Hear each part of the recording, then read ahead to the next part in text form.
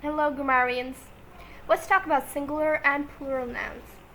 Nouns, as we discussed previously, are a type of word. They are a part of speech. A noun is any word that is a person, a place, a thing, or an idea. In English, we can figure out just by looking at a noun whether or not there is something, whether it's a singular, or whether or not there is more than one of something. So there is an easy way to tell the difference between singular and plural. If we write the words down, singular contains the word single. Single means only one of it. Plural is maybe a little bit less obvious, but because it comes to us from Latin. So it comes from the word plus, which means more, which you might recognize plus as we call it in English from mathematics, from arithmetic. So let's just throw a couple of words: dog, cat, dinosaur, and whale. All you need to do to make it a plural is very simply just take an S and add it onto the end like this.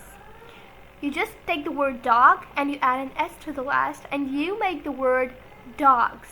Then you take the word cat and you add an S and you get the word whale. So it's really easy, and we call that a regular plural.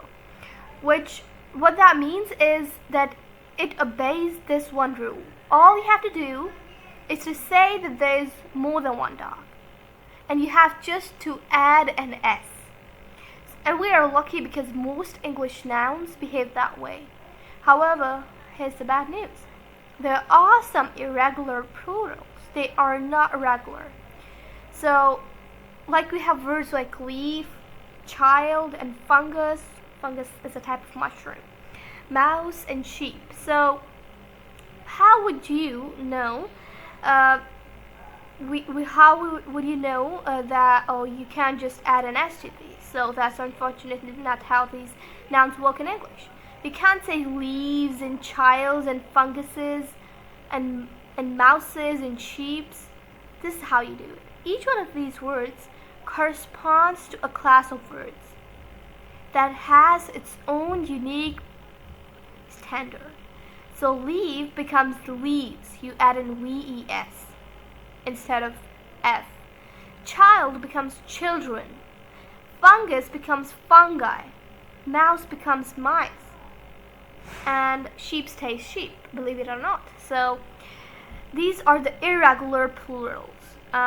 And we'll be covering each of these in turn in the later videos. But for now, I want you to focus on the regular plural, which again we can sum up in this way. All you have to do is to add an S. Here's a good example, right? We have one elephant here. Down here, we have two elephants. The only difference between this word elephant and elephants is that one of it has an S on the end of it. So if you wanted to say that this elephant here was not in fact one elephant and was two elephants, we just have to add an S. Remember, plural comes from plus. Add an S. So one elephant becomes two elephants. World's fastest elephant.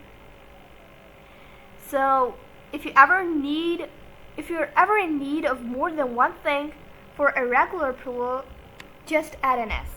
You can learn anything. Subari out.